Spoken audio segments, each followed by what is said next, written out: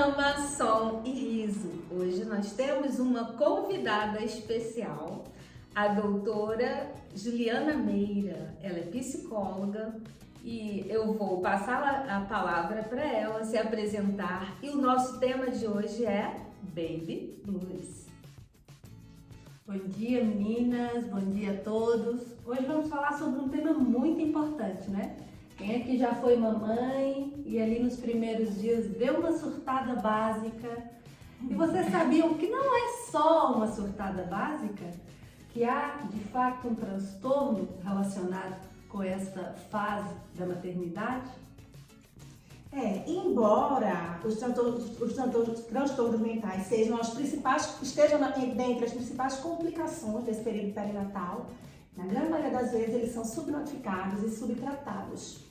50% de mulheres que apresentam algum tipo de transtorno psicológico nessa fase, nomeadamente o baby blues ou a disforia puerperal, não buscam ajuda psicológica, não buscam serviços para serem ajudadas, apoiadas. Então, queria que Juliana falasse um pouquinho sobre esse distúrbio, o que é que a gente pode fazer para melhorar, como a rede de apoio pode se aproximar dessa mãe e apoiá-la. Sabe, Cíntia, é muito comum a gente ouvir assim, gravidez não é doença, ter um filho também não é doença. De fato, não é doença, mas é uma fase em que a mulher precisa se cuidar muito. Porque já há um pico hormonal e depois há uma quebra muito grande. E nessa subida e descida, isso tem um impacto emocional na mulher. E a questão do baby blues, os sintomas são muito parecidos com os sintomas de uma depressão. Qual que é a diferença aqui? Enquanto a depressão acaba por limitar mais esta mulher, o baby blues não limita tanto a vida dela. Mas naqueles primeiros 20 dias, o que a mulher sente? Irritabilidade, choro fácil, uma tristeza, a sensação de incapacidade. E socialmente há toda uma pressão sobre essa mulher, né? Que acabou de ter o filho, que tem que se adaptar ao novo papel de mãe, né? Ela passa a desempenhar um novo papel, mais uma pressão da sociedade, daquelas 300 visitas que vem. Ai, você acabou de ter o filho e ainda tá com essa barriga. Ai, mas você tem que... Você tem que amamentar. Não, você não tem que amamentar. Dê a fórmula. Dando vários pitacos. Você bota na cama? Não bota na cama. Tá dando muito braço. Esse menino vai ficar manhoso. Manhoso. O bebê vai ficar manhoso. Ouvindo agora que a Juliana disse, eu tive o baby blues, só que na altura eu não sabia que era isso. Na minha primeira gestação, quando nasceu a minha filha, né, Tainá linda, quando eu saí da maternidade, eu fiquei 2 semanas na casa da minha mãe, eu me senti mais segura. Mas depois de 2 semanas eu fui para minha casa e aí a realidade é outra, né? Ou seja, a minha mãe dava apoio, mas não tão de perto quanto na casa dela, e eu comecei a ter exatamente esses sintomas aí, tristeza, ainda mais quando ficava muito tempo chorando, aquilo me dava um desespero, não é? Mas não chegou a depressão. Logo, exatamente por volta de 20, quase 30 dias já voltou a segurança e o equilíbrio emocional. A incidência é muito grande.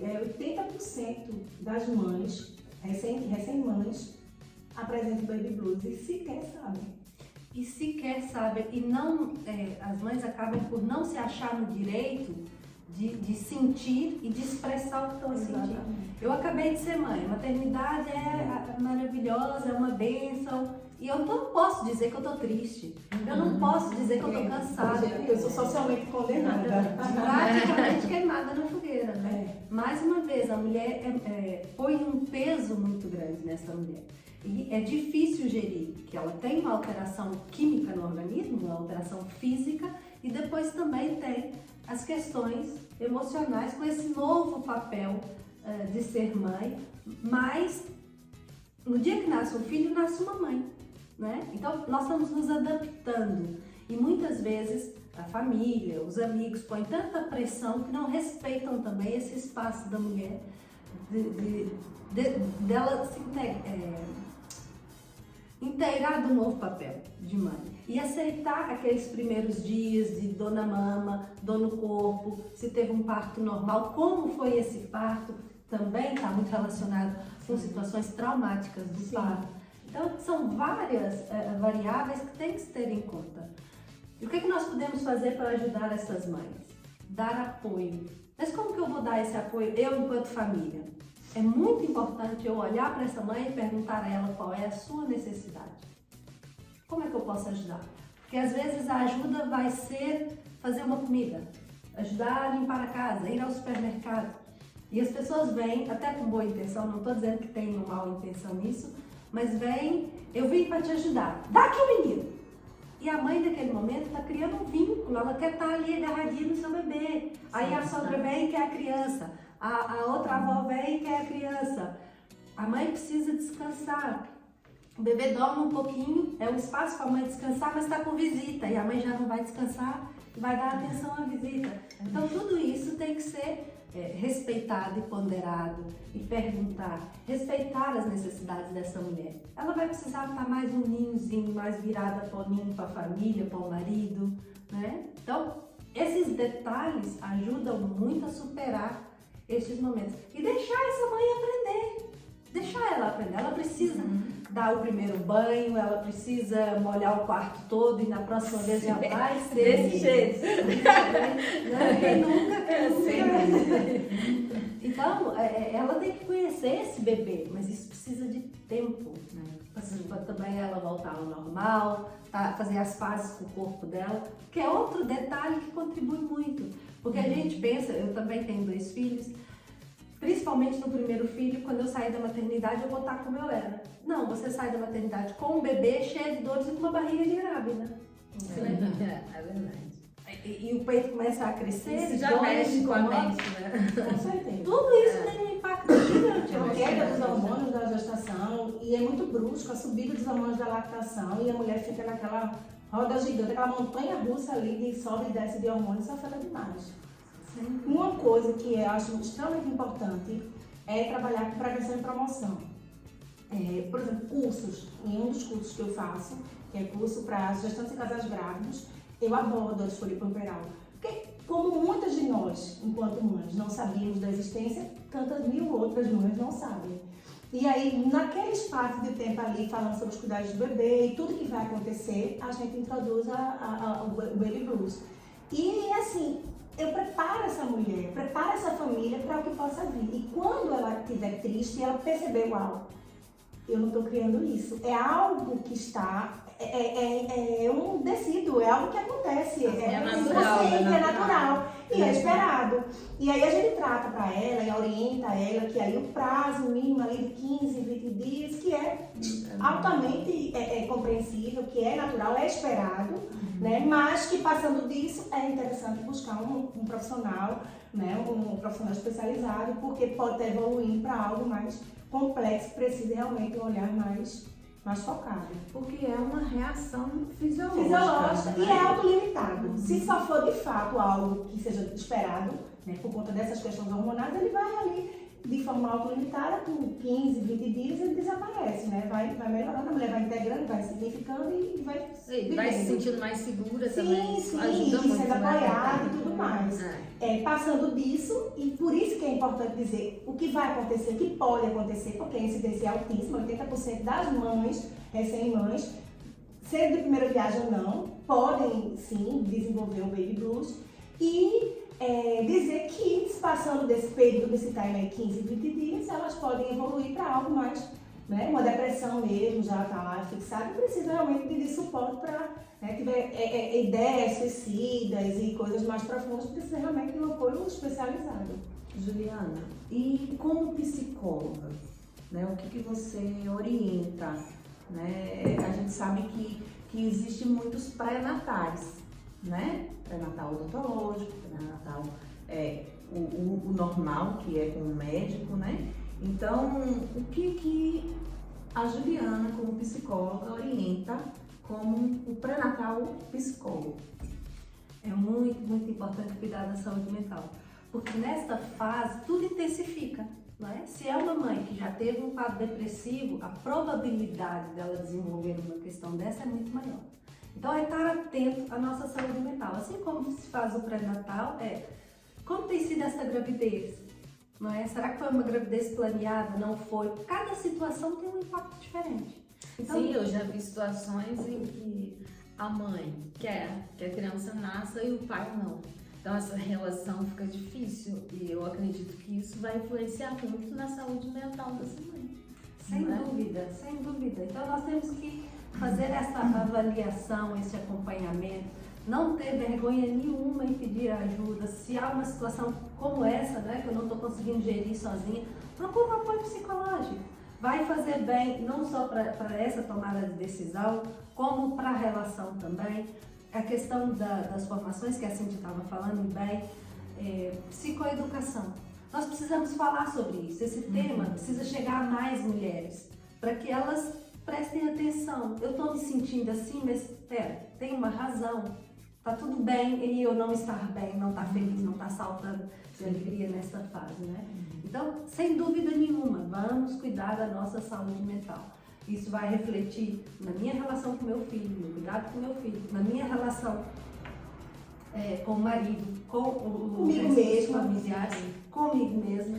Ainda há também situações, por exemplo, o segundo filho, e aí a mãe tem um bebê, o segundo filho, mais uma relação para gerenciar.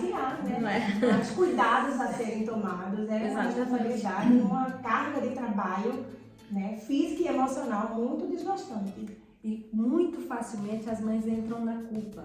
Ai, agora eu estou dando mais atenção para o bebê e não estou dando para o outro de 2, 3 aninhos. Então, essa própria mulher também já se crucifica muito. Né? Então, nós temos que levar isso da forma mais leve e saudável possível. Todas as mães fazem aquilo que elas conseguem fazer e dão o melhor. Né? Então, e são mães e estão aí com seus filhos, né? Porque se isso causasse dano mais adiante, a gente já não via muitos filhos por aí. Né? Então a gente sabe que é uma fase que precisa ser tratada. Então você aconselha um pré-natal psicológico, não é isso? Que eu acho que é importante. Todas essas fases são, como a Cintia falou, são hormônios que estão saindo da fase gestacional e entrando outros hormônios na fase lactante, então acaba que muita coisa mudando no próprio organismo da mãe. Então, a mãe precisa ter essa consciência de que há um pré-natal a fazer, que é o psicológico. Também, é isso? Não é? E repara, o mundo não vai parar porque eu estou grávida. A exigência do meu trabalho continua igual, o gerir a família continua, tudo continua igual, com mais uma gravidez. E nós temos que olhar para esse período que uma gravidez mais tranquila, com descanso, vai trazer também um bebê mais saudável, uma mãe mais saudável. Sim. E isso é muito importante. Outro ponto interessante é que quando nasce o bebê, o foco vira para o bebê. Sim. Esquecem da mãe. De repente, eu não tenho o meu lugar, eu não sei quem sou eu, né? E isso para uma mãe também tem impacto. Também tem mulheres que anos depois do nascimento do filho ainda não se encontram.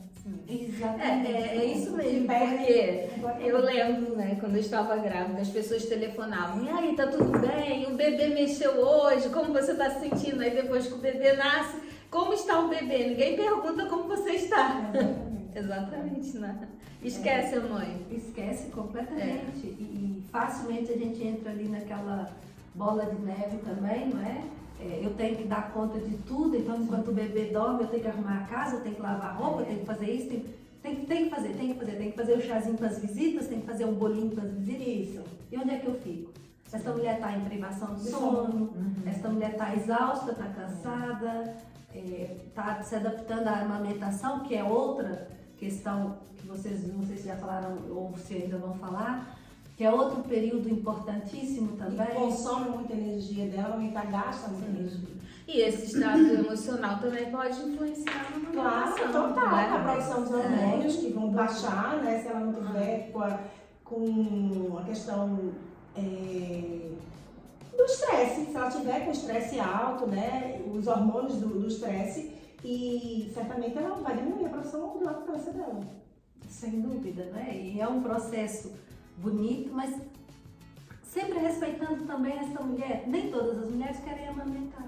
E é válido, tem que ser respeitado. Claro, Não é? claro, Assim claro. como eu já acompanhei muitas mulheres que a culpa é por não ter tido leite. E a crítica de fora é tão grande, essa mulher já está em culpa, né? Como se ela fosse a culpada. E a crítica é tão grande, mais um peso para essa mulher, né? Porque não, por alguma razão, e às vezes pode ser um estresse, pode ser uma questão também emocional, outras é o próprio organismo que não funcionou aí nessa parte, mas principalmente vamos tirar peso das mães e dar mais suporte e dar mais acolhimento e falar sobre esse tema.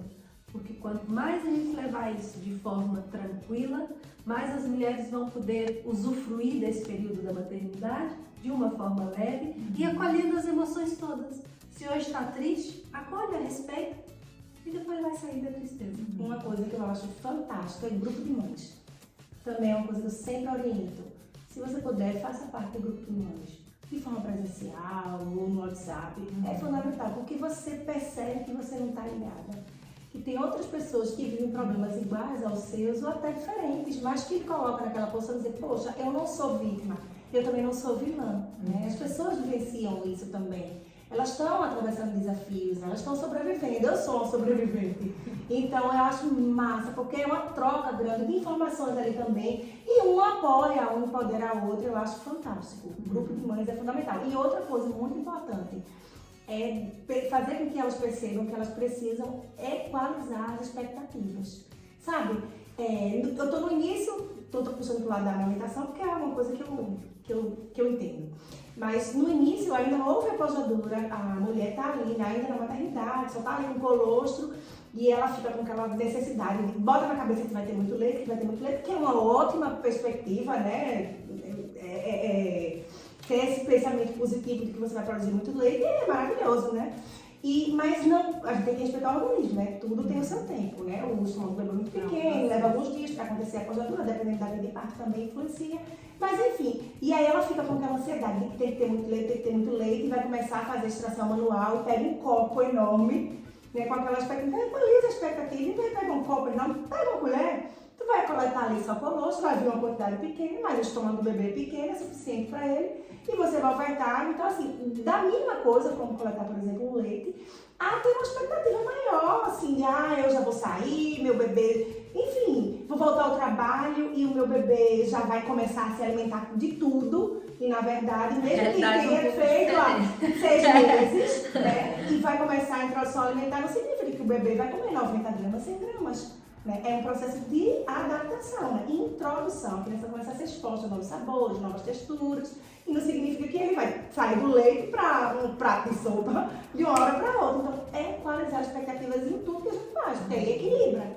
Né? E a gente vai dando um passo devagarzinho, outro atrás do outro.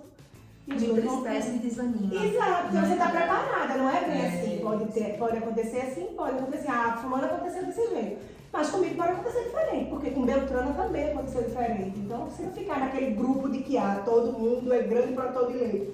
E eu não posso fazer parte desse grupo que não seja grande produtora de leite, por exemplo. Eu acho até interessante essa questão de grupo de mães, né?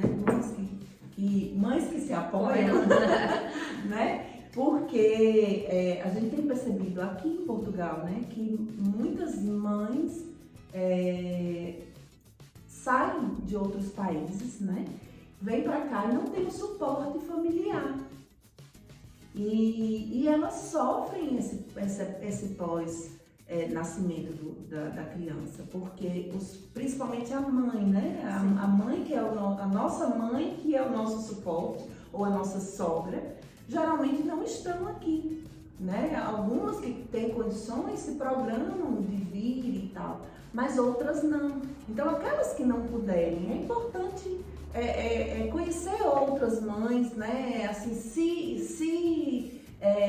ter uma disposição, né, de procurar outras mulheres que estão grávidas ali praticamente na altura, fazer um grupo, né, conversar e pedir ajuda. Eu acho que é um momento em que não pode existir orgulho, né? Porque é um momento que há uma necessidade de ajuda. Muitas vezes existem pais, né, que estão ali e apoiam, mas existem pais que às vezes nem, não é que não querem, às vezes nem podem porque tem que trabalhar. Né? Outros que nem pais têm, né, para dar o suporte. Então, procurar, né, as mães têm necessidade de procurar grupos de apoio, mulheres que estão ali na mesma fase gestacional, né, até para ter um encontro, para ter um chá, para ter uma conversa sobre as situações, né, compartilhar todas as experiências que estão passando. Livre, sem pressão, sem julgamento, isso é muito terapêutico. Muito. E pós-nascimento também, né, porque depois vão se encontrar, eu vejo alguns grupos, né, no Instagram, de mães que se encontram no pós-nascimento, aí tira aquela foto com aquele monte de bebê, depois tira a foto com um monte de criança, e ali perduram amizades pro resto da vida. Então, acaba que sendo uma necessidade, isso vai ajudar muito no psicológico, né, principalmente para aquelas que estão sozinhas mesmo, que a família estão longe, distante, e estão aqui a esperar seu bebê sozinho, às vezes dentro de casa, né? Quantos eu conheço que estão sozinhos, o esposo trabalhando e ela e o bebê em casa, acontece o dia todo. a situação também, né, da mãe ficar em Portugal e o pai trabalhar em outro país da Europa. Essa mãe fica mais sozinha. Verdade. É mais difícil ainda, né? Sem dúvida, é muito importante criar rede de apoio, é muito importante falar sobre o tema, é importante não ter vergonha de pedir ajuda, né? É importante falar dos medos também, dos receios. Sim. Quanto mais nós falamos, mais verbalizamos, mais colocamos cá para fora, sem dúvida nenhuma, né? Evita de criar aqui fantasmas e pesos emocionais e lixos emocionais. Sim. E esses suportes, nós somos seres sociais, né? Portanto, esse suporte, sem dúvida nenhuma, é fundamental. A Juliana já teve contato com alguma mãe que aconteceu o baby blues e depois evoluiu para depressão? Já. Isso acontece imenso, Raquel. Lá está. Mães que já tinham quadros depressivos, né? Sim. E que nessa altura intensifica muito. E já acompanhei algumas mães com quadros depressivos e é muito difícil e é muito delicado porque a culpa eu não consigo cuidar do meu bebê, né? Eu quis tanto esse filho e agora eu não consigo cuidar. Isso é um peso gigante. E aí nós vamos trabalhando também a importância do suporte, a importância da aceitação,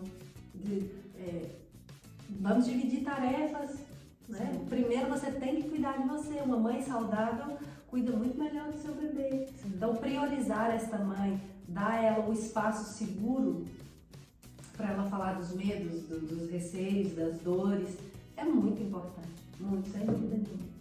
Ô Juliana, eu já li sobre a questão das mulheres que têm depressão pós-parto.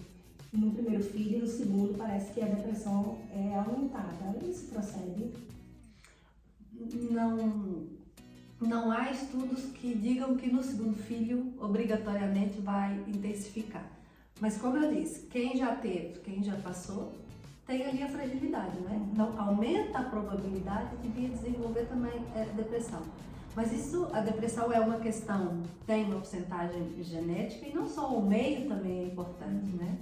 Então se essa mulher nesse segundo filho faz um acompanhamento, procura todo esse suporte, ela pode se prevenir e não chegar a vir desenvolver. Como é importante, né? A prevenção e promoção à saúde. Sem dúvida nenhuma. Mas como a Márcia disse, no pré-natal, o foco é a saúde geral da mulher, não é? E também a saúde do bebê lá no útero. Ninguém fala e questiona a questão psicológica, mas ela está lá. Ela está e é fundamental. E esse trabalho que vocês estão desenvolvendo é importantíssimo. Nós precisamos trazer para a mesa esse assunto.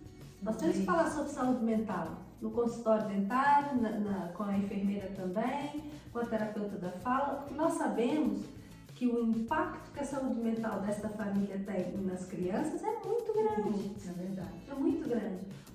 Quando se faz uma avaliação de uma criança, a gente entende mais ou menos o funcionamento daquela daquela família, né? Sim, exatamente. Então, o meio, né? O meio influencia totalmente. Exatamente, o O meio impacto da mente sobre o corpo.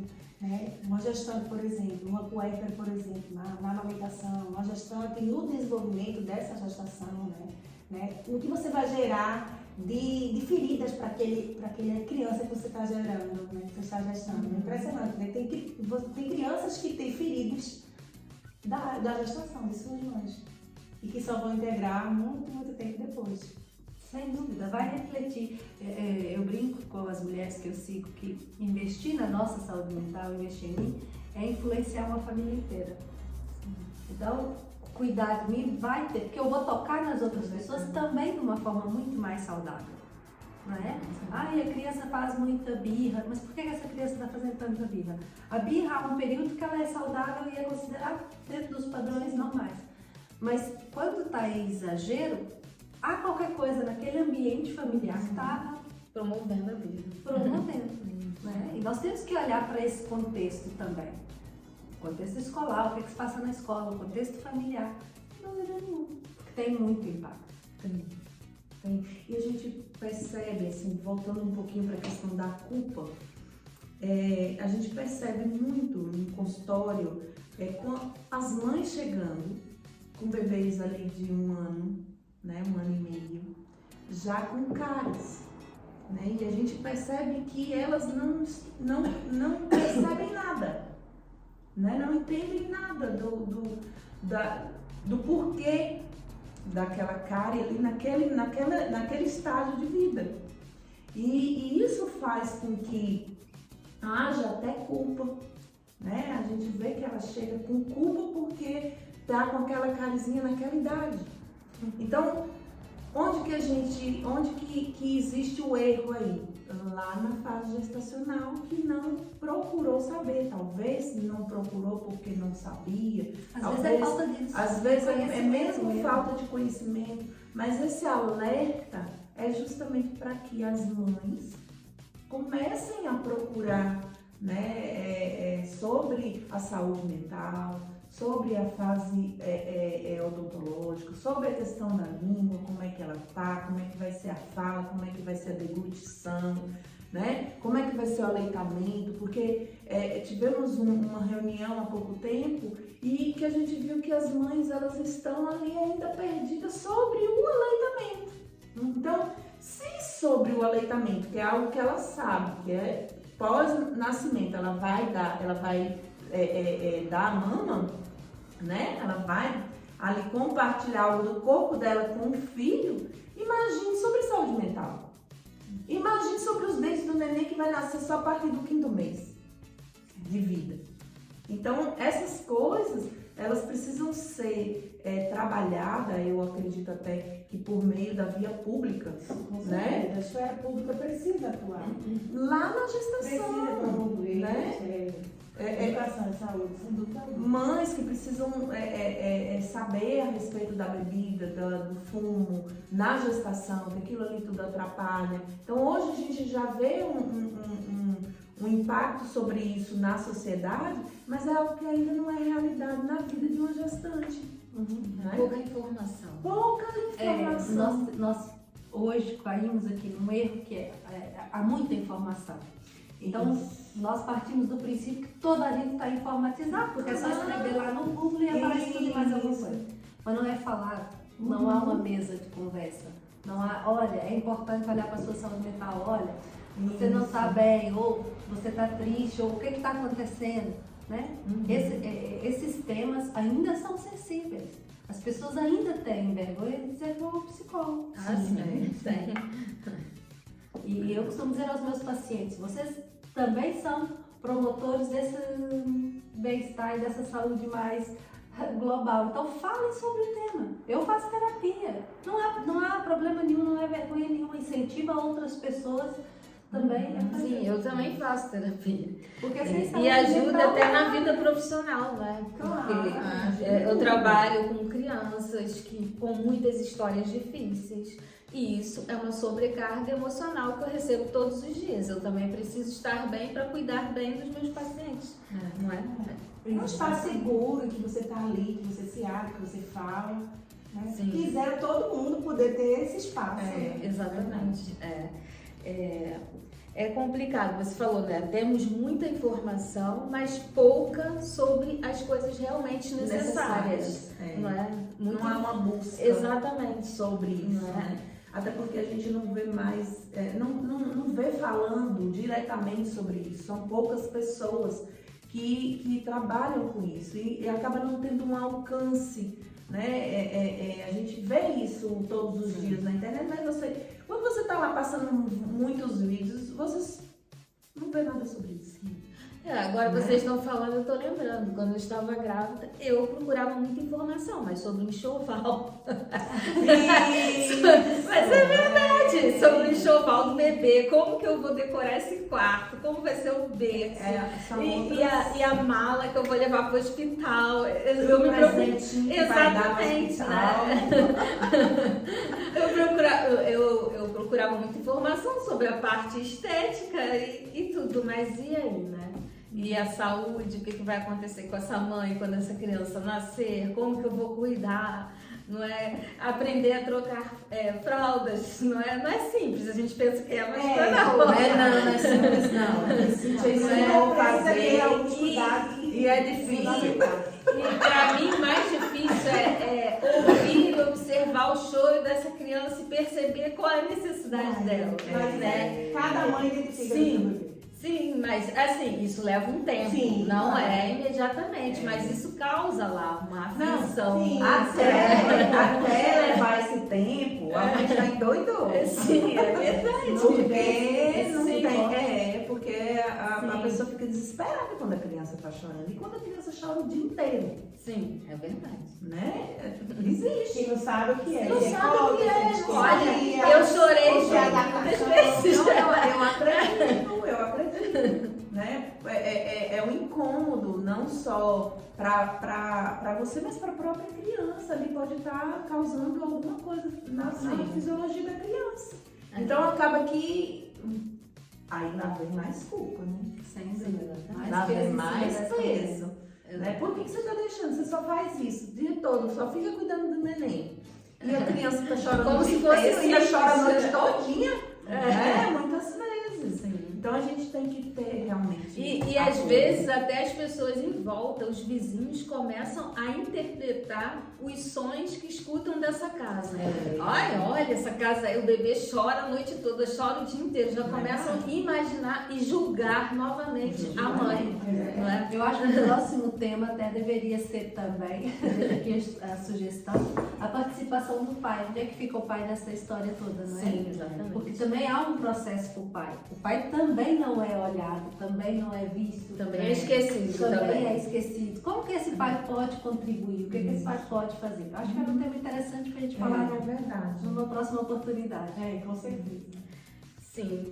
Então, Juliana, nós queremos agradecer pela sua participação. Você gostaria de dar mais alguma palavra para concluir o tema? Ou um conselho para as mães?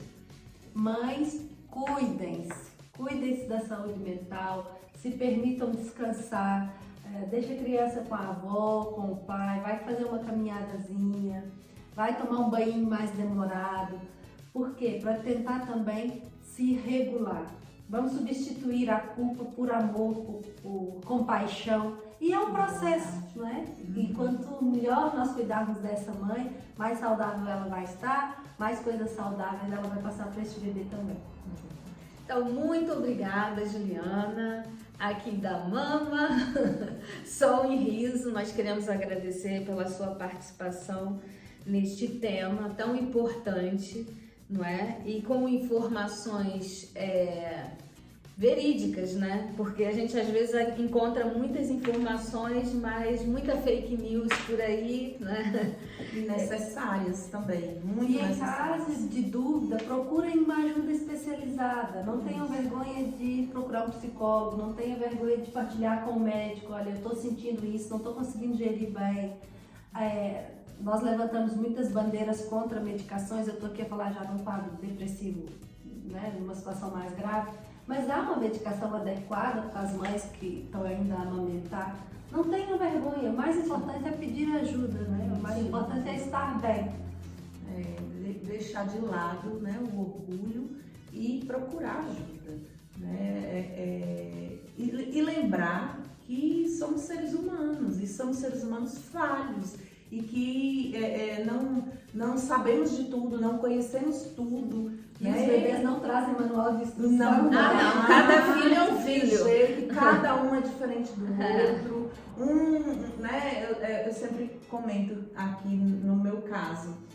A primeira, ela dormiu tanto que eu pensei que estava morta.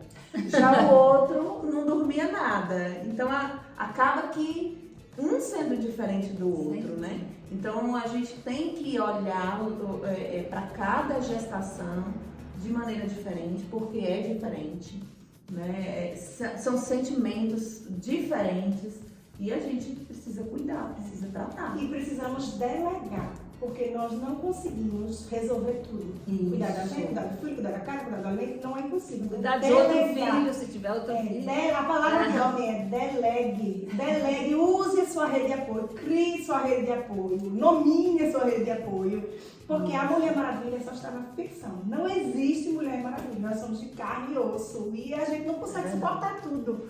Né? Até robô tem a capacidade ali do HD ali, que você programa e ele faz aquilo. Passou daquilo, ele não vai, ele vai bugar. E a gente buga também. Sem dúvida, sem dúvida. E nós temos muitas mães, não em situação de depressão, mas exaustas. E que a medicação é descansar. Só Porque a receita precisa descansar, precisa de tarde, dormir. Isso é importantíssimo, dormir. A privação Descansar. do sono tem um Altera impacto tudo. também muito grande. E só do nascimento, mesmo que a criança seja calminha, tranquilinha, o seu sono já não será mais o mesmo. Nunca mais. Né? Nunca mais será o mesmo. Sim. Mas isso também precisa saber, precisa ter conhecimento sobre isso, né? Porque acaba que, igual você vai uma hora se perguntar, poxa, mas ele dorme e eu não durmo. O que está acontecendo? Você é mãe. É só esse detalhe. É só esse detalhe que mudou. Você é mãe. O seu cuidado agora dobrou, quem sabe triplicou. Então, Eu sou alerta, né? Você sempre está de alerta. sempre vigilante. Né? E é isso, né? Nós agradecemos. Ju, quer falar um pouquinho mais sobre você, sobre o seu trabalho, onde você atende? Eu sou psicóloga clínica, eu atendo nesse momento muito online, portanto, mães, não tem desculpa, podem fazer a consulta online a partir de casa. Atendo em Lisboa, em Leiria e em Alcobaça. Nós vamos deixar também o arroba, né? Os contatos direitinho, também para quem quiser. E se entrar alguém em contato. tiver alguma dúvida ou também quiser sugerir algum tema, estamos super abertas também a falar sobre. Só atende adulto, Juliana? Eu atendo adolescentes e adultos. É isso aí, meu povo. E o nosso próximo podcast, o nosso próximo episódio, nós vamos ter aqui a presença da Mônica Vale. Ela é coach nutricional e também farmacêutica, com mais de 20 anos de experiência de atuação na saúde. E ela vai falar sobre a introdução alimentar para os bebês. Olha que interessante, não é? Então fica com a gente e aguarda aí o nosso próximo podcast. Beijinhos! Tchauzinho. Tchau, beijinho.